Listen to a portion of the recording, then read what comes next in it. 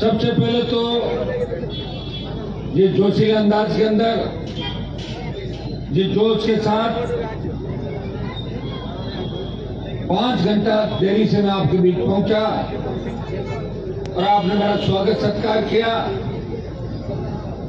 और सर्व समाज के नौजवान, सारी पार्टियों से बंधे हुए नेतागण, संगठनों को बुला के आज इस न्याय की लड़ाई के अंदर उदयपुर का कार्यक्रम देख के लग रहा है।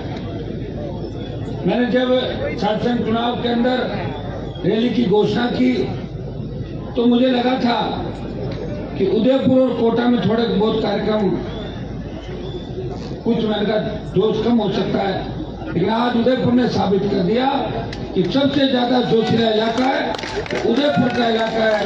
ये महाराणा प्रताप की धरती है, ये पूंजा भेल की धरती है, ये सांवलिया शेख की धरती है और आपने साबित कर दिया।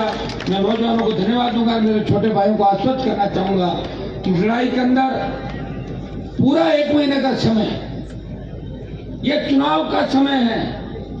जब घर के अंदर बेटी का ब्याह मर जाता है तो आदमी अपने बेटी के ब्याह की चिंता करता है, वो पड़ोसियों की शादी में नहीं जाता। नड्डा जी को चिंता है बीजेपी की सरकार बनाने की, गहलोत को चिंता है सरकार रिपीट करने की और हनुमान बेनीवाल को चिंता है छोटे भाइयों को न्याय दिलाने की। पिछले 15-16 तारीख से परसों जब आप आओगे विद्यानगर स्टेडियम के अंदर 1 महीने का बराबर पूरा समय हो गया। रात और दिन घूम रहा हूँ, ऐसा नहीं मैं हवाई जहाज हेलीकॉप्टर से घूम रहा हूँ, मैं गाड़ी से ही जा रहा हूँ। आप देखेंगे 5 बजे सो रहा हूँ और 9 बजे उठ रहा हूँ, फिर आपके बीच आ रहा हूँ। ईश्वर की कृपा है कि घूमते घूमते घूमते घूमते 20-25 साल का समय जरूर लगा, लेकिन मुझे खुशी है कि मेरे छोटे भाइयों को बहुत से सेकंड पीढ़ी के नेता तैयार किए राजस्थान के अंदर, हर समाज के अंदर मैं चेतना लेके आया। ये मेरे संघर्ष का ही परिणाम है कि कई समाजों के अंदर हमारे जो गांव के किसान के बेटे होते थे वो ये मानते थे कि ये तो अपना आप वोट हमें दे देंगे, लेकिन उनकी भी पूछ अगर कराई दूसरे समाजों में तो हनुमान बेनीवाल के संघर्ष से नौजवानों की पूछ राजस्थान के अंदर कराई। ये आप सबके सामने यहाँ उपस्थित मेवाड़ के हमारे राष्ट्रीय लोकतांत्रिक पार्टी के प्रभारी उदयलाल जी डांगी, जो बल्लभनगर सीट पे भारतीय जनता पार्टी को जन 4थे नंबर धकेल के जमानत जब्त करवाई थी डांगी जी ने। हमारी ये बहन हो गई लक्ष्मी चौधरी, नैम सिंह पहले अध्यक्ष और नैम सिंह जी आगरा से, भाई दिलीप सिंह जी लगातार अध्यक्ष बना रहे, प्रवीण जी, राजू भाई और ये हमारा शुभम महेश चौधरी, ये सारी जो टीम है आपकी, विनीत जी प्रोफेसर साहब तो लगातार मेरे से दिल से जुड़े हुए और हमेशा मुझे चिंता करते रहते हैं। तो आप सब सम्मानित मंच बदली जी और सारी जो टीम है आरएलपी परिवार के साथ साथ तमाम संगठनों के जो भाई मंच पे बैठे हैं, हमारे नौजवान सामने बैठे हैं, छोटी बेटियां और बहनें बैठी हैं, मैं आपको इस बात की बधाई दूंगा कि आपने मजबूती के साथ उदयपुर के अंदर मुझे ये आश्वस्त किया कि हनुमान जी इस जंग के अंदर आप अकेले नहीं है, आप हमारे लिए लड़ रहे हो। तो निश्चित रूप से उदयपुर विश्वविद्यालय और उदयपुर संभाग का किसान का बेटा और नौजवान और बेटियां 24 तारीख को सरकार की ईंट से ईंट बजा देगा, ये आश्वासन आप मुझे दे रहे। भाई और शासन चुनाव पहली बार बंद नहीं हुए। 2004 के अंदर तो वसुंधरा राजस्थान में सीएम थी तो 4 से लेके 2010 तक राजस्थान में शासन चुनाव बंद किए, सात संघों का गला घोंटने का प्रयास किया और सबसे ज्यादा जो पीड़ा है राजनीतिक दलों को वो यही है कि छात्र संघों के माध्यम से जो नेता बनते हैं वो बेबाक होते हैं, मजबूत होते हैं और वो अपनी बात कहने से पीछे नहीं हटते और मजबूती से लड़ाई लड़ते हैं। उन नेताओं को चिंता होती है जो पार्टियां चलाते हैं या पार्टियों को अपना एकाधिकार मानते हैं, वो ये चाहते हैं चुनाव नहीं होने चाहिए, नहीं जो नए नेता तैयार होंगे उनकी जो विरासत है, उनके बेटे बेटियां, बेटे के बहू, भांजे, भतीजे, फिर वो कहाँ जाएंगे जो छात्र संघों को हमेशा कुचलने का प्रयास करते हैं। उस समय भी जब मैं राजस्थान की विधानसभा के अंदर गया 8 के अंदर और 2009-10 मुझे याद है विधानसभा की बेल के अंदर धरना दिया था और जब मुझे बेल में बैठे देखा तो बीजेपी कांग्रेस उन तमाम नेताओं का जमीन जगह 1 घंटे बाद जब मन जी करीब बैठे प्रमुख अध्यक्ष है, मुझे बैठा हुआ देख कर सारे आए और जो 20 आ गए तो सीएम ने खड़े होकर कहा चुनाव करवा रहे हैं। आप देख रहे हो तो भेजेगा आपकी विधानसभा का उस समय का 10 का और चुनाव चालू है। इस बार चुनाव बंद कराने के जो रीजन सरकार दे रही है, वो कह रही है कि सेमेस्टर सिस्टम देश के अंदर लागू हो रहा है। अगर सेमेस्टर सिस्टम देश में लागू हो रहा है और केंद्र की सरकार कर रही है, तो केंद्र में तो बीजेपी की सरकार है और राजस्थान में कांग्रेस की सरकार है। चुनाव कौन करवा रहा है? State government. शिक्षा किसका है? विषय स्टेट का है। कौन से पाठ्यक्रम में क्या फेरबदल करना है? राजस्थान करता है। कहाँ बिजली देनी है, पानी देना, ये राजस्थान का हिस्सा है। केंद्र के अलग हिस्से होते हैं, केंद्र के अलग विषय होते हैं और कुछ संपत्ति जो सूची के अंदर होते हैं, जो केंद्र और राज्यों के बराबर अधिकार होते हैं। लेकिन ये चुनाव करना है नहीं करना, किसी केंद्र के पाठ्यक्रम को लागू करना है नहीं करना, ये राज्य सरकार के ऊपर निर्भर है। इन्होंने कहा कि सेमेस्टर हमारे छात्र संघ के सारे नेता, जिसके अंदर NHY के विद्यार्थी परिषद, दूसरे संगठनों के लोग बैठे हैं, बच्चे, मेरा तो कोई RLP का तो संगठन भी नहीं है। मैं तो खुद ही आपके छात्र संघ अध्यक्ष होने के नाते आपकी लड़ाई लड़ रहा हूँ। मेरे छोटे भाई हो, मैं आपको इस तरह देख नहीं सकता। मुझे कोई ये कहता ना कि कोई नहीं राजस्थान, तो मैं कहता मैं हूं ना राजस्थान के अंदर, जब मैं चल पड़ता हूँ अपना आ जाएंगे बाकी लोग। भाइयों, जब सेमेस्टर सिस्टम की बात करी तो प्रधानमंत्री को सेमेस्टर सिस्टम जब लागू होता है तो दिल्ली यूनिवर्सिटी जो केंद्र के अधीन आती है, दिल्ली यूनिवर्सिटी में सबसे पहले होता है। दिल्ली यूनिवर्सिटी में चुनाव हो रहे हैं 22 तारीख को, 22 को दिल्ली यूनिवर्सिटी छात्र संघ का चुनाव है। यहाँ जो चुनाव बंद हुए, ये पॉलिटिक्स आपको पता नहीं। अशोक गहलोत के सबसे करीबी मंत्री महेश जोशी, जिनके बेटे पे आरोप लगे, भ्रष्टाचार के, बलात्कार के आरोप लगे, बीजेपी ने मुंह नहीं खोला कि महेश जी बीजेपी के उन नेताओं के मित्र हैं और कांग्रेस के CM के खत्म काज है। लेकिन विधानसभा के अंदर एक बार भी बीजेपी नहीं बोली।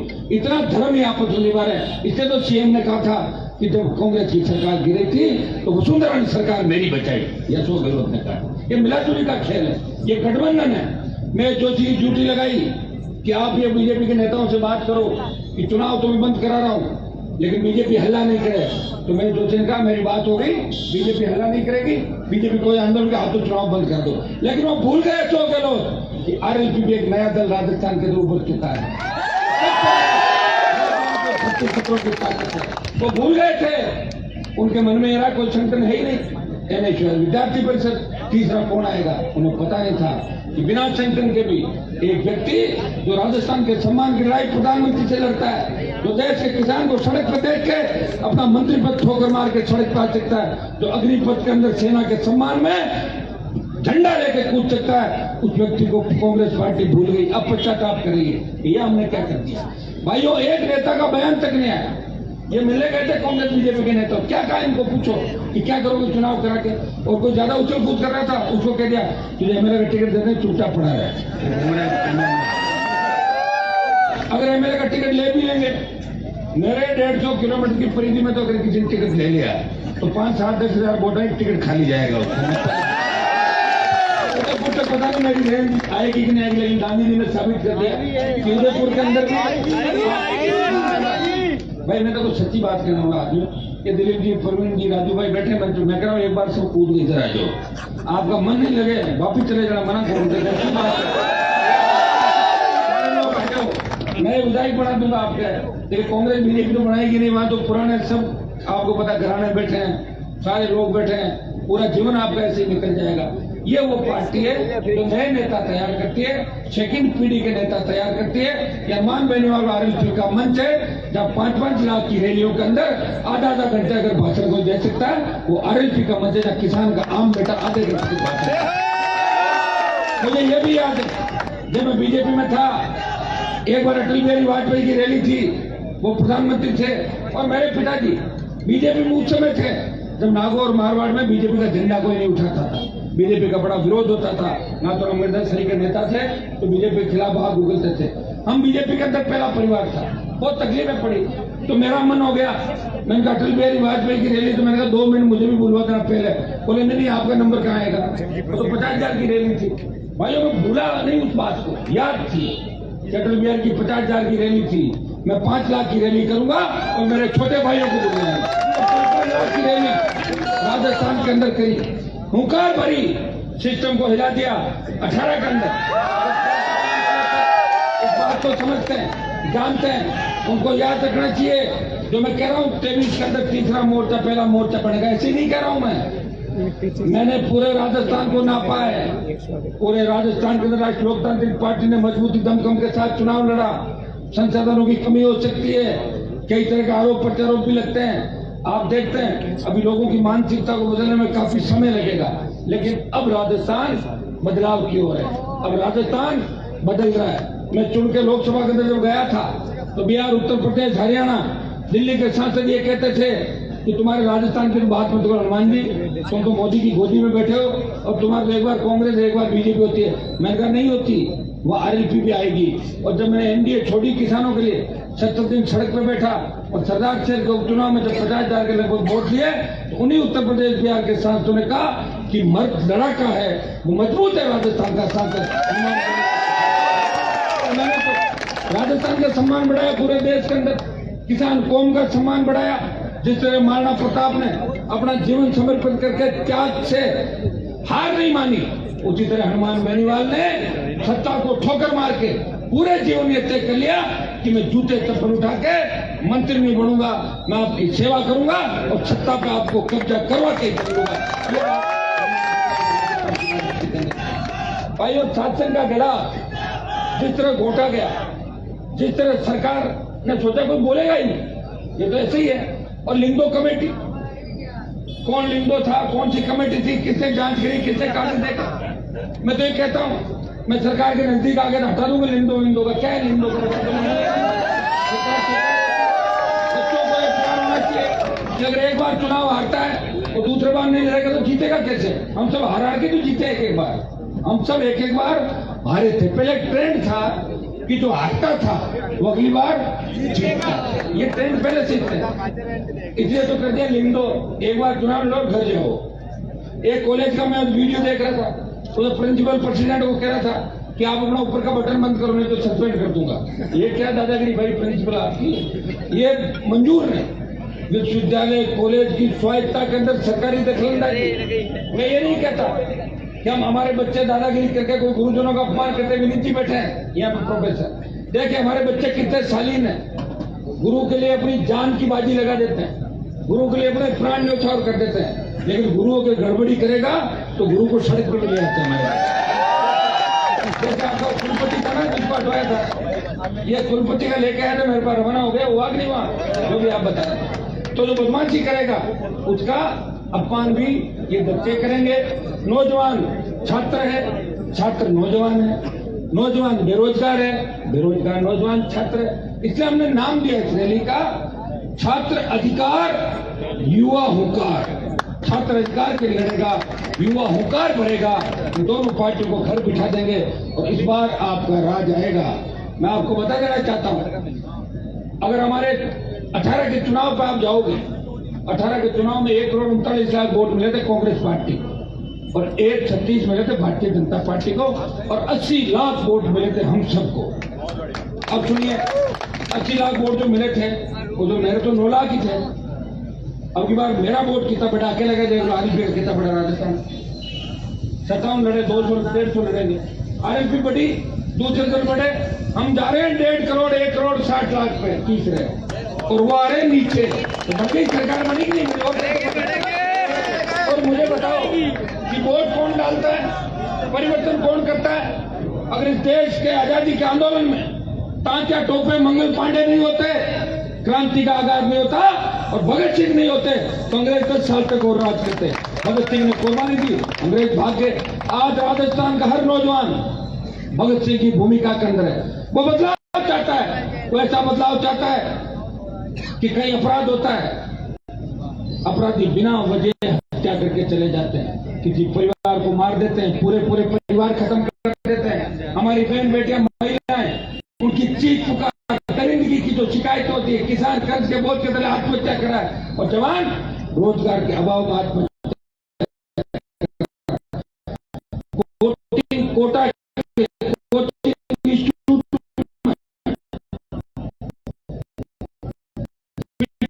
सालों में 29 साल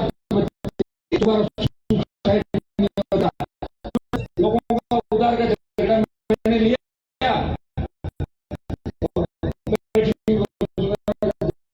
कर लिया।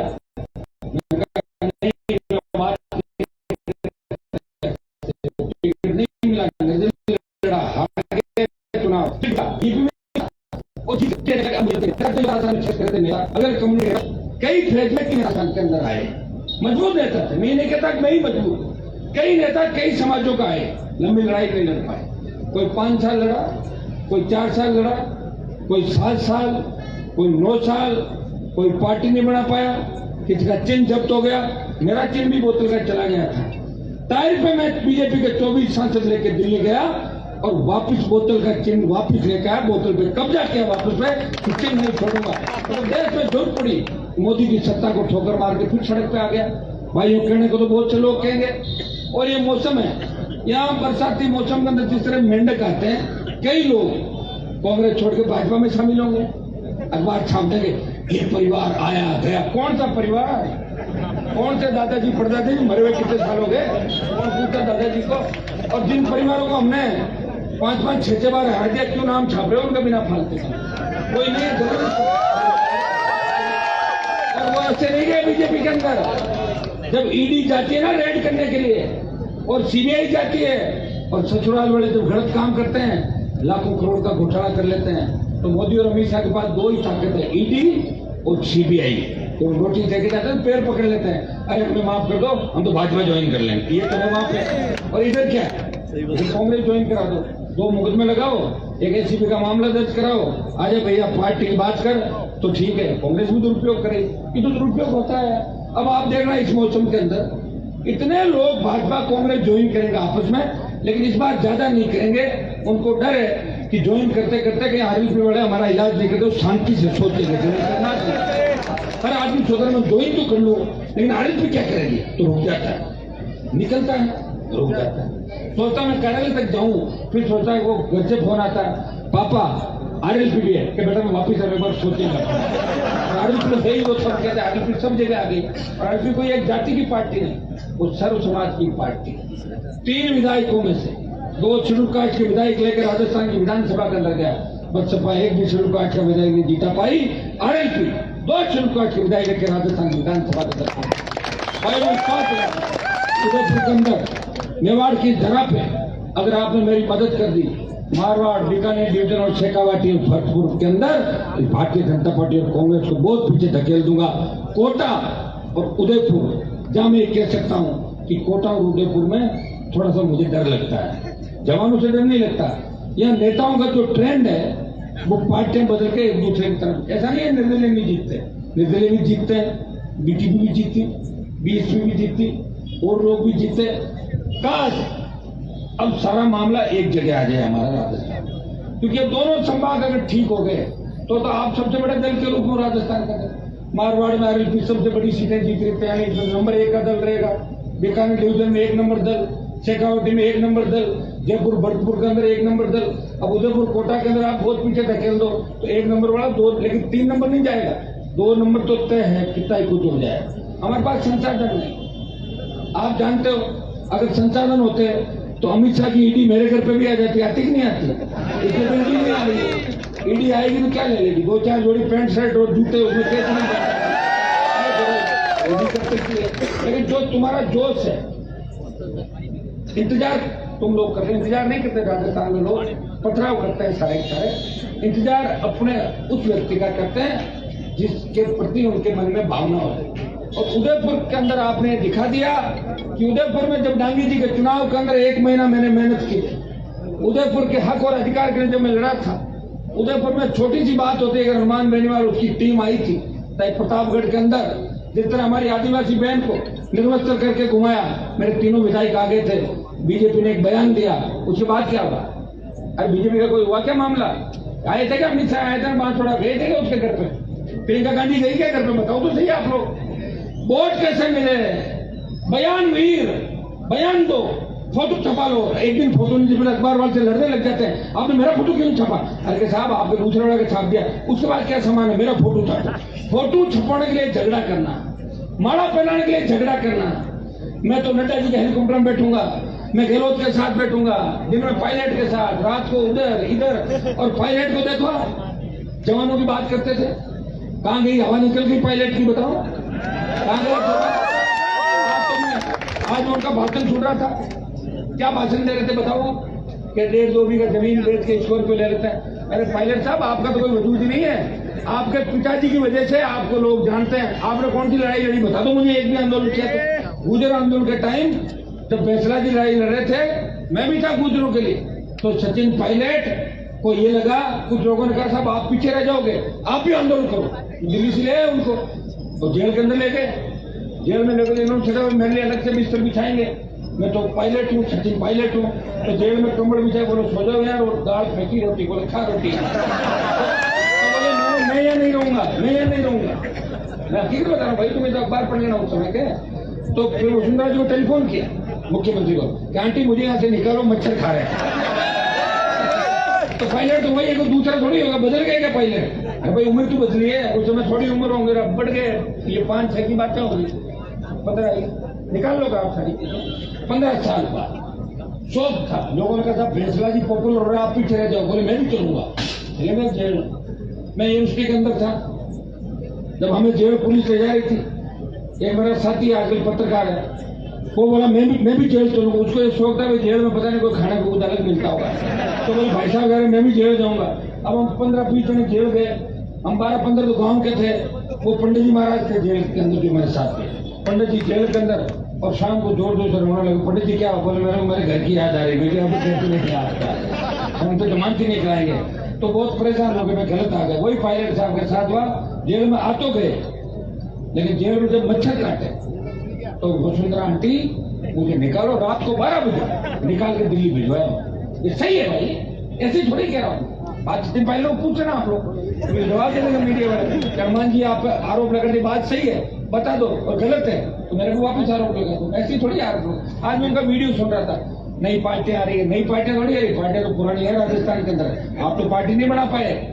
माने सर गए थे आप 19 आदमी लेके, वापिस आ गए थे, और उसी के लोग के साथ हेलीकॉप्टर में बैठे थे जिसको आप गाली देते हैं। शर्म किया। हम वो लोग हैं। वसुंधरा से झगड़ा हुआ, वसुंधरा की तरफ नहीं देखा। 15 साल, कितने साल हो गए, 2003 से लेके 8 के बाद का समय, 15 साल का समय कि वसुंधरा अगर किसी शादी ब्याह प्रोग्राम में भी रही तो हमने रास्ता चेंज किया या वसुंधरा ने चेंज कर लिया। कभी आमना सामना नहीं हुआ। वो लड़ाई होती है, वो संघर्ष होता है। दिन में बयानबाजी, शाम को साथ खाना खाना, शाम को साथ बैठना, बातें करना। और कह रहे हमारे क्या लड़ाई है, हमारी तो राजनीतिक लड़ाई। फिर लोगों क्यों पागल बना रहे हो, क्यों बूथ पर लड़वा रहे हो, क्यों मर्डर करा रहे हो, क्यों मरवा रहे हो लोगों, क्यों मुसलमान करवा रहे हो? ये लड़ाई छोड़ो राजस्थान से, मत कराओ राजस्थान से। पहले राजस्थान के अंदर हमारे समाजों में लड़ाया जाता, फिर थोड़ी बहुत कोर कसर रही तो गुर्जर मीनाओं को वसुंधरा ने आपस में लड़ा के पूरे राजस्थान को एक जैसा कर दिया कि 8 बजे बाद लोग एक दूसरे समाज के साथ बैठते। इतना विश्वास पैदा कर दिया राजस्थान। किसने किया? कौन जातिवाद लाया? कितने जाति के नाम पे वोट मांगे? मैंने तो नहीं मांगे, वसुंधरा ने मांगे थे। जाट की बहू, राजपूत की बेटी, गुर्जर की समधन, बंजारण, जोगण,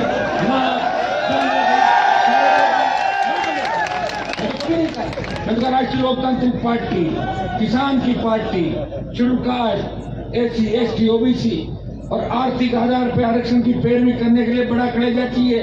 ये बैठे हैं दिलीप सिंह की, पूछ लो इनको। जब मेरी हुंकार रैलियां थी तो मैंने ये भी कहा था कि ब्राह्मण, बढ़िया, राजपूत और वैश्य को भी अगर आर्थिक आधार पर आरक्षण मिले तो राष्ट्रीय लोकतांत्रिक पार्टी और हनुमान बेनीवाल इसका समर्थन करता है। ये कोई कर सकता है? कहना अलग है और बात करना अलग है। कई लोग कहते हैं कि हनुमान जी तो नारा ही नहीं लगाता हमारा, उनको पता ही नहीं। हनुमान बेनीवाल जो नारे लगाता है 15, 20, 25, वो नारे दूसरे समाजों के लोग, कभी हमारे समाज के एक भी देवता ने लगा के देख, कोई नहीं लगाता। मैं लगाता हूँ, सबके लगाता हूँ, सबका